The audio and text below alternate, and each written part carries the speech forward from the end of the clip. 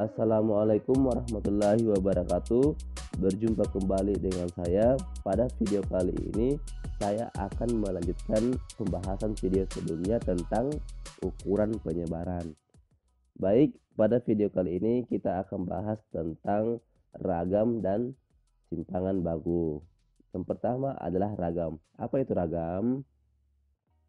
Ragam sering pula disebut sebagai varians, ya, yang merupakan rata-rata jarak kuadrat data terhadap reratanya.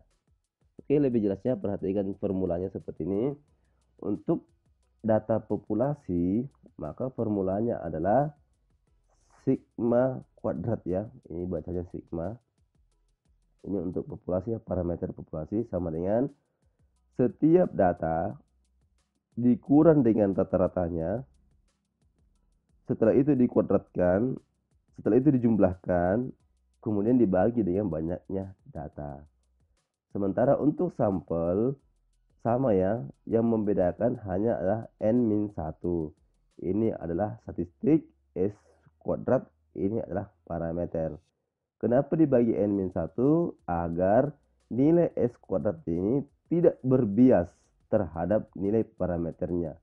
Atau dengan kata lain, ekspektasi S kuadrat ini sama dengan sigma kuadrat, ya. Oke. Kemudian saya akan berikan ilustrasi tentang ragam. Sebagai contoh misalnya ada data 1, 2, 3, 4, 8. Langkah pertama yang harus dilakukan adalah hitung dulu rata-ratanya. 1 tambah 2 tambah 3 tambah 4 tambah 8 dibagi 5 maka sama dengan 3,6. Langkah berikutnya adalah setiap data dikurangi dengan rata-ratanya. Berarti 1 dikurang 3,6 sama dengan minus 2,6.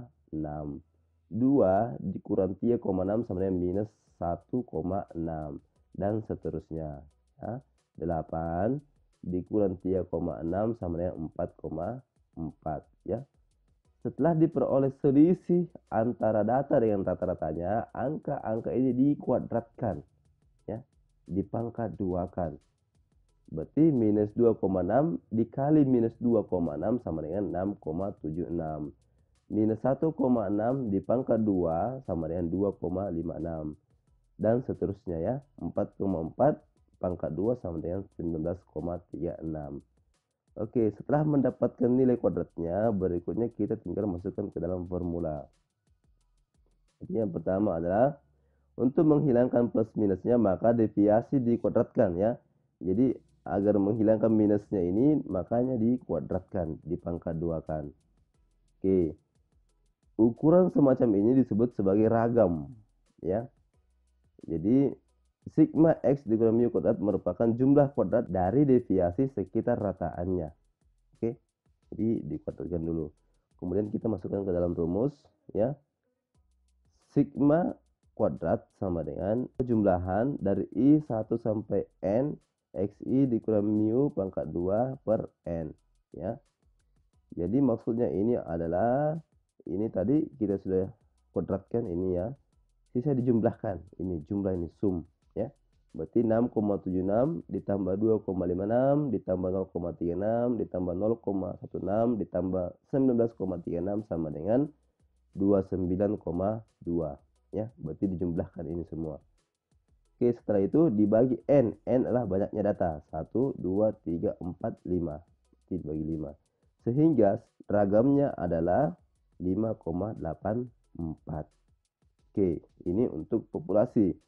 Andaikan ini adalah sampel, maka cukup dibagi dengan N-1. Tetap, ya, 29,2 sama N-1 sama dengan 4. Berarti sama dengan 7,3. Ya. Jadi kalau Anda menghitung ragam pada data, maka perhatikan dulu apakah datanya ini data populasikah atau data sampel. Karena yang membedakan hanyalah pembaginya. Kalau populasi dibagi N, ya.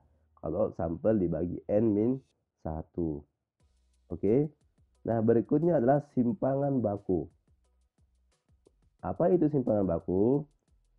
Simpangan baku atau sering pula disebut sebagai standar deviasi merupakan ukuran penyebaran yang menangani satuan pengukuran pada ragam yang tidak mempunyai makna. Oke, formulanya seperti ini. Cukup diakarkan saja ya. Jadi tadi pada ragam ada kuadratnya di sini.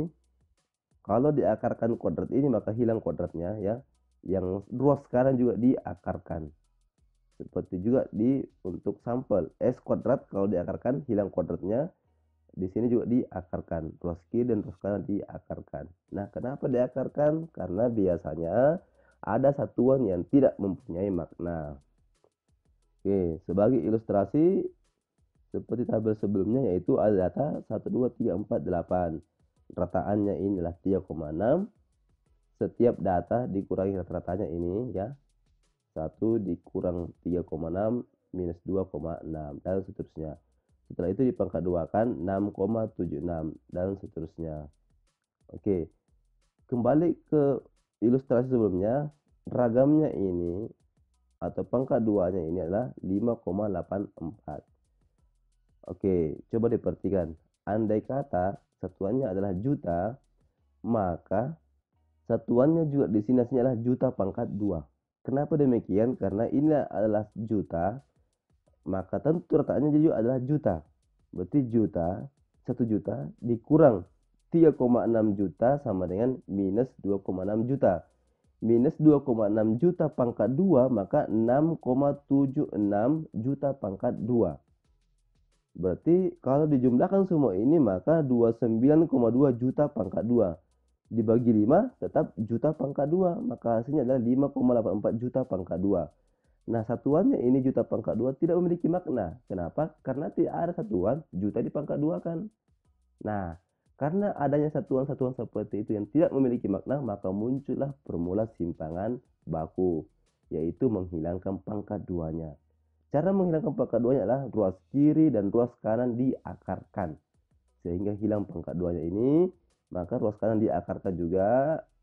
Ini juga diakarkan, ini juga diakarkan. 5,84 diakarkan. Sehingga simpangan baku adalah 2,42 juta rupiah. Tidak ada yang pangkat 2-nya kan? Oke, jadi ini lebih bagus digunakan apabila satuannya tidak memiliki makna. Supaya memiliki makna maka diakarkan. Itulah disebut sebagai simpangan baku. Oke, contoh berikutnya lagi pada sampel. Sampel juga di sini adalah 7,3 juta pangkat 2. Itu kan aneh ya. Sehingga harus dihilangkan pangkat 2-nya. Simpangan bakunya apabila ini ada sampel adalah 2,7 juta rupiah. Oke, jadi itulah cara menghitung formula simpangan baku. Cukup mengakarkan hasilnya dari varians atau ragam. Oke, muncul pertanyaan. Ukuran penyebaran mana sih yang cocok dipakai? Ada 4 ukuran penyebaran, range, IKR, varians, dan simpangan baku. Oke, bila datanya sedikit atau banyak misalnya, tetapi tidak terdapat pencilan, maka range ini dianggap cukup ya, tapi masih sederhana ya. Kemudian bila ada pencilan dan ingin memperhatikan sebaran antara nilai maksimum dan nilai minimum, maka IQR atau interquartile range lebih cocok, lebih bagus dibandingkan dengan range ya, kalau terdapat pencilan. Kemudian varians. Varians ini lebih sedikit kompleks dibandingkan kedua metode ini. Oke, karena ini memperhatikan jarak antar data dengan rata-ratanya dan seterusnya ya. Varians lebih kompleks. Oke, kemudian simpangan baku. Simpangan baku cocok digunakan apabila satuan pada varians ini tidak memiliki makna. Oke, jadi kalau menghitung ukuran penyebaran, yang paling populer digunakan adalah simpangan baku karena sangat resisten terhadap adanya pencilan pertama. Terus bila kita ragu dengan satuan pada perhitungan varians, maka simpangan baku ini sangat cocok.